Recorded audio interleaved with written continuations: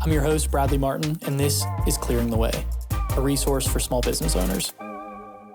Hello, humans. I am your host, Bradley Martin, and this is Clearing the Way, a resource for small business. I talk with sales and HR experts, other small business owners, and anyone else that can provide you and I with information to clear the way to success. Today's another solo. Clearly, it's just me here. The last couple weeks, this is kind of a fun one for me. The last couple weeks have been a little bit of a mental struggle. Some of the things that have kind of been added at work and with clients and everything have been a little bit tough to manage. But what it has created is, or what it has introduced to me, is that there is a greater need for structure for a lot of things. So Jeff and I got together today. I didn't know what today's podcast was going to be about, to be honest. And Jeff and I got together today. We were producing one of his, another episode of The Champion Forum. Give it a listen if you haven't. Jeff was a guest early on and will likely be a guest again soon. But we were producing that. And the last couple weeks, he's gotten to listen to me kind of vent a little bit. But today I mixed it up on him. Got to keep him on his toes. Today, I had some solutions-ish, or some plans. So we started talking, and each of us were kind of going through something similar in that we're both attempting to slightly restructure the way that people interact with us and the way that we communicate with people.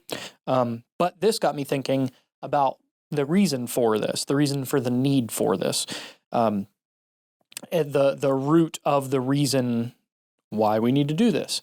And it wasn't that people were taking advantage of us. It wasn't that people didn't value our time. It wasn't anything like that. People just communicate with you in the way that best suits them unless corrected. So why would anybody do anything other than that if you're allowing communication to happen in a certain way? So today's topic is setting boundaries. In this case, mostly communication boundaries, and there's some other little things, but most of it is going to be about communication boundaries and how to set those with clients. So let's paint a little picture here. You're just starting your business. You've been in business for maybe a year. Maybe not, maybe a couple months. You're working with businesses in a similar phase or similar state as you. So they haven't been around for too long. They're just kind of figuring things out too. Everyone's super small. You're super small. You're working with mom and pop shops, friends, family, friends of friends, all like pretty close relationships or people that you at least know of. Okay. Those are the people you're working with. And you make the assumption that everyone kind of operates similarly, like they're people that you may know, or they're people in a similar state. So everyone kind of has a general idea of when they conduct business and what is an appropriate way to communicate. And you also assume that you don't really need to talk about, like, why would you talk about those things? Everybody's on the same page. Everybody knows how to communicate for certain things. Everyone knows when to communicate or what to communicate in what ways. But here is the problem with that. You probably haven't considered, there's a couple things. There's several situations here, but let me paint a few of them. So, client one, they have a full-time job. So when they're working on their business, they're working during the weird hours, the late hours, the early hours. Okay, that's not during your normal hours. Client two is a little bit older. They've just discovered texting. Maybe that's a bad reference, but they just discovered texting. And that's now the only way that they communicate. They don't email anymore, just all text. Another client, neither of you are really sure about, or you're not on the same page of what an emergency is. And they're also a little bit of a worrier, or more on the cautious side, we'll say. So anytime anything is off, they immediately reach out and they need help now. You didn't think about that. And then there's also the other, client four, who is always running. They're always going to run a little bit over. They've always got a couple extra questions, but and they're always looking to better their business, but they may teeter on a line of something that's paid and or a different service that you offer. But it's always during or after a meeting that you already had scheduled that's not for the same thing. So you end up getting some work there that isn't paid, and they get some help that isn't paid. So there's a couple different situations there, and the thing to keep in mind is that in none of these cases are the clients wrong for conducting their business in this way. I mean, shit, you might be one of these clients for somebody else. You might be one of these people. But the problem isn't that they're conducting business in this way or they communicate in this way or whatever. The problem is that you weren't clear at the beginning on how you wanted to be communicated with. You might start to feel like you're being taken advantage of, or this person is always trying to get more out of me, or they don't value my time, or whatever the frustration is. The bad news is it's kind of your fault. They're not doing anything that they're not supposed to be doing. You just haven't told them what they're supposed to be doing. So they're communicating with you in a way that is most effective for them. And that is a very, very solvable problem. I have fallen into, I think, all of these circumstances, and there's definitely more, but these are just to give you an idea of the importance of setting these boundaries. So, okay. So I've fallen into all of these. I've had clients that they've texted me all the time during weird hours about emergencies that there weren't emergencies. First, they weren't emergencies, and texting was just supposed to be for emergencies. Except the problem was, I hadn't told them that I only wanted to have texts for emergencies, and I also wasn't clear about what an emergency was. So how in the world would they know to not text me? That is what is easiest for them. Just text me. It's not a big deal. Whatever. So I would respond to the texts, not correct it. It would happen again. I would get texts during weird hours about weird things that weren't emergencies, and I would respond and get frustrated and do it all again. So that could be super annoying. I mean, it sounds super annoying. And all of that is my fault. Because again, I was not clear on the expectations. I wasn't clear on how we were going to communicate with each other. And one thing to consider here is, at that point, probably a little bit desperate too. When you're starting, you probably need the work. Like, that's it. You probably need the work. So, you don't want to piss anybody off. If they want to communicate like this, that's fine. And honestly, you might have to deal with that at the beginning. Like, it's a little unfortunate, but it is what it is. Like, you could probably get around that, and just set standards at the beginning, and maybe that works. But for me, I didn't really start adjusting any of this until I was at a point where I was totally fine with not having work with whoever the client was. Now, obviously, when you're working with new people, again, for me, I wasn't even comfortable bringing any of that up unless I was totally fine with not getting that work.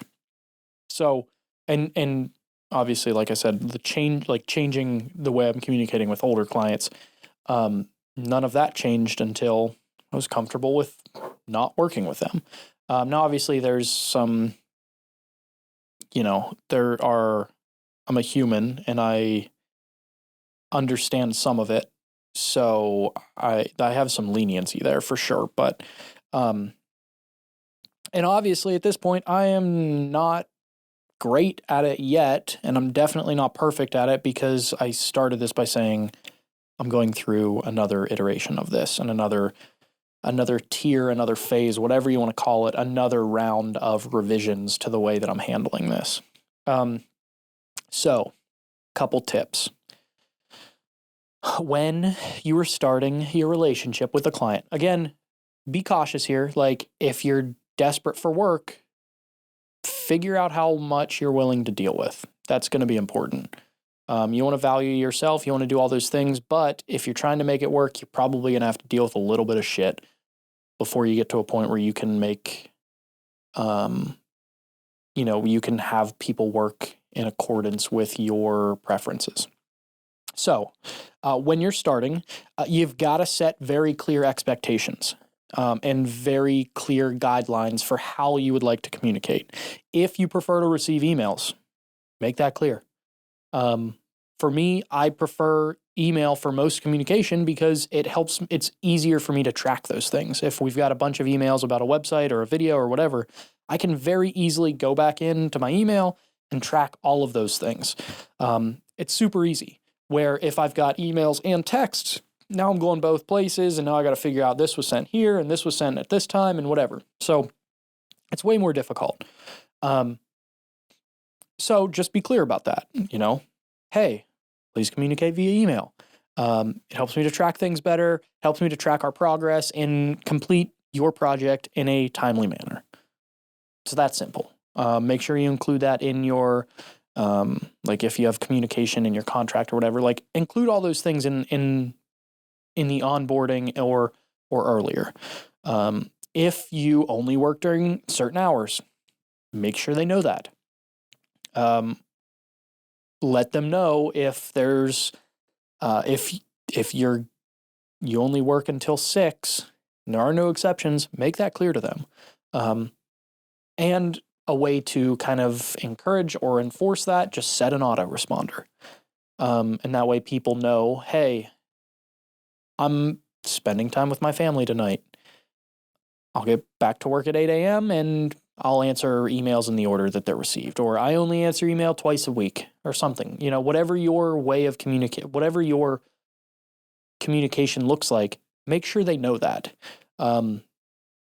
So that everyone is on the same page and they're not going to email you about something that they need now when you don't get to your email until 2 days from now. Just let them know. If you only want to receive calls during emergencies, well, it might be a good idea to define what an emergency is, because my definition may be different than yours. Your definition might just be, hey, a customer is struggling to check out. Okay, maybe an emergency to you. Maybe not an emergency to me. Maybe it is. I mean, you've got to define what those emergencies look like.